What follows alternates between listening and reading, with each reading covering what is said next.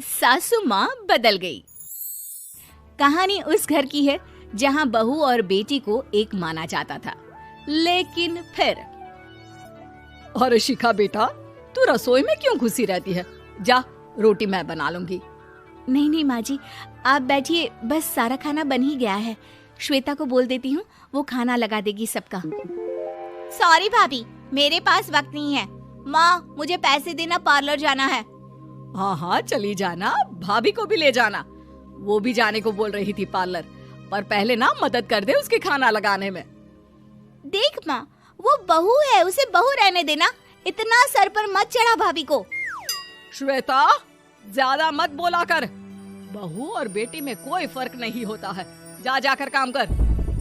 ननद को माँ का भाभी से इस तरह प्यार करना बिल्कुल अच्छा नहीं लगता। वो बार बार किसी न किसी तरह माँ को भाभी के खिलाफ भड़काती रहती, लेकिन कोई फायदा ना होता। एक रोज, अरे बेटे किशन, जा बहू को कहीं घुमा कर ला, सारा दिन घर में काम करती रहती है। हाँ हाँ माँ, हम लोग जा रहे हैं ना गोवा। अच्छा जी, भाभी ने तो हमें बताया भी नहीं। वैसे तो सारी पंचायत करती है, ये गोवा वाली बात क्यों छुपा गई हमसे? अरे क्योंकि उसे खुद नहीं पता था बहन। मुझे टिकट सस्ती मिल रही थी तो मैंने बुक कर दिया। हाँ शिखा, पैकिंग कर ले, संडे हम जा रहे हैं गोवा। दोपहर में शिखा पैकिंग कर रही थी कि सास आ जाती है। ये क्या बहू, साड़ियाँ? अरे गोवा जा रही है घूमने या फिर शादी में मायके हैं? माँ जी, ऐसा कुछ है ही नहीं, समझ में नहीं आ रहा क्या रखूं कपड़े में। अरे तेरी और श्वेता की साइज तो एक ही है, उसके कुछ मॉडर्न कपड़े ले ले, आकर लौटा देना। हाँ माँ जी, ये ठीक रहेगा। शिखा श्वेता के पास जाती है और उससे कपड़े मांगती है।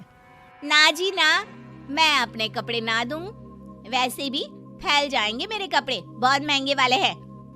शिखा मुंह लटकाकर कमरे में आ जाती है तो सास कहती है, चल तैयार हो जा, तुझे मैं शॉपिंग करा कर लाती हूँ गोवा की।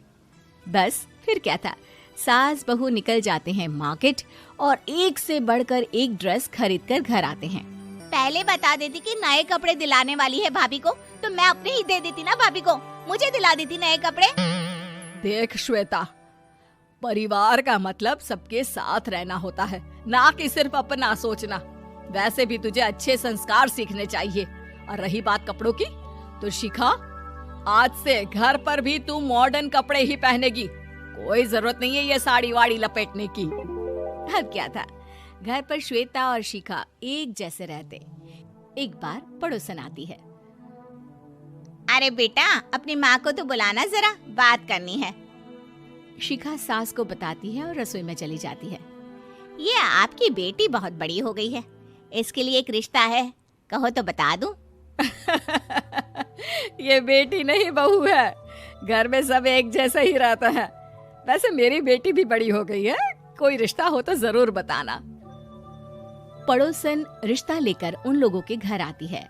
तब श्वेता की होने वाली सास कहती है, तो ये घर है, कितने मंजिल का है? और ये बहू ने आपकी क्या पहन रखा है, जीन्स टॉप?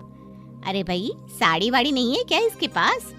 देखिए, सर्दी है तो साड़ी में बहू कैसे मैनेज करती, वैसे पहनती है साड़ी भी।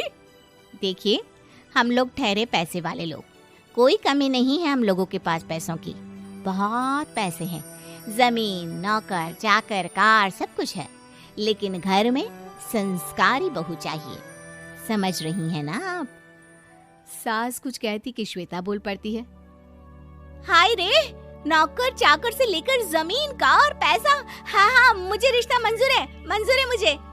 अरे रुक जा श्वेता, मैं बात कर रही हूँ ना। देखिए, हम लोगों के घर इतनी आजादी नहीं मिलेगी।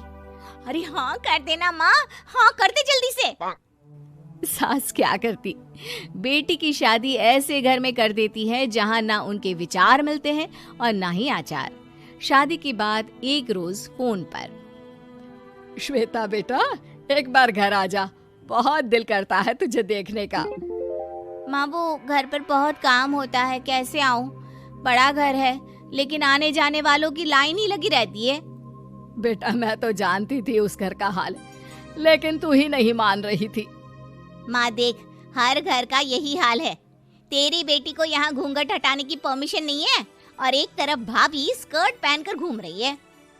बेटा मुझे क्या पता था कि मेरी बेटी को ससुराल के नाम पर पिंजरा मिल जाएगा। अच्छा माँ, फोन रखती हूँ, सास को गर्मा गर्म रोटी खिलानी है।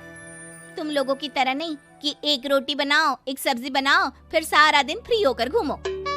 सास फोन तो रख देती है, लेकिन सोच में पड़ जाती है कि एक तरफ बेटी जिसे कोई आजादी नहीं, वहीं दूसरी तरफ बहू जिसे देखकर लगता ही नहीं कि उसकी शादी भी हुई है। अगले रोज। शिखा, अरे ओ शिखा। हाँ माँ, क्या हुआ? कुछ चाहिए आपको? मैं जिम जा रही थी।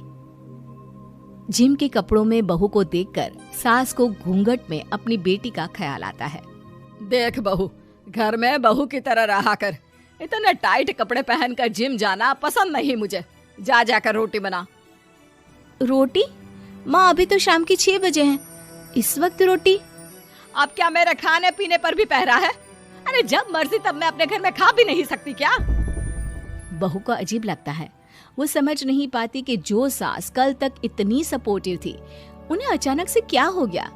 वो किचन में जाती है, गरम रोटी के साथ 2 तरह की सब्जी, रायता, सलाद सब लेकर सास के पास आती है। माँ जी, खाना। इतना सारा खाना? राक्षस समझा है क्या मुझे? रोटी मांगी थी मैंने गर्मा गर्म बस। पर माँ जी, रोटी खाती किससे आप? सब्जी तो बनानी थी ना। अरे भूख मर गई मेरी तेरी बहस से। जा जाकर काम कर, अंदर पूरी रसोई साफ कर। बहू अंदर चली जाती है। थोड़ी देर में श्वेता घर आती है। अरे शिखा, जल्दी से चाय ला, पकवान बना, मेरी बेटी आई है। अरे नहीं नहीं माँ, ड्राइवर बाहर खड़ा है। मैं तो घर का कोई सामान खरीदने के बहाने यहाँ आ गई हूँ, मुझे जाना होगा। अरे बेटा, पर कितने दिनों बाद देख रही हूँ तुझे, रहने आ जाना 2-4 दिन के लिए। आ जाऊंगी माँ, जब मेरी सास मरेगी तब। मैं तो रोज मन्नत मानती हूँ कि मेरी सास मर जाए तो अच्छा है। अच्छा चल, जा रही हूँ माँ। हे भगवान, कैसे कैसे दिन देखने पड़ रहे हैं मेरी बेटी को। सास अंदर जाती है, जहाँ श्वेता की जिम वाली सहेली का फोन आया होता है। क्या बात है, आज जिम नहीं आई?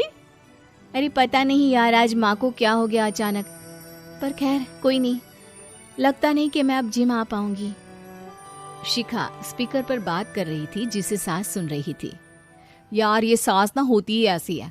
मैं तो कहती हूँ बुढ़िया जल्दी मरे और तू आराम से जिए। शिखा को सहेली की बात पर गुस्सा आ जाता है। माँ के मरने की कौन सा बच्चा दुआ मांगता है मोहिनी? आगे से ऐसी बात मेरे सामने मत करना। हमारे घर की शोभा ही माँ है। क्या हुआ जो थोड़ी सख्ती दिखा रही है? उसमें भी कोई ना कोई उनकी भलाई ही होगी। मैं तो कहती हूँ भगवान मेरे जैसी सास सबको दे, जो सिर्फ माँ की तरह है। सास वाली तो कोई बात ही नहीं है उनमें। सास ये बात सुन रही थी। उनकी आंख में आंसू आ जाते हैं कि क्यों वो बेटी की किस्मत में बहू को भी भागीदार बना रही थी। शिखा, अरे ओ शिखा, क्या हो गया? जिम नहीं जाना क्या?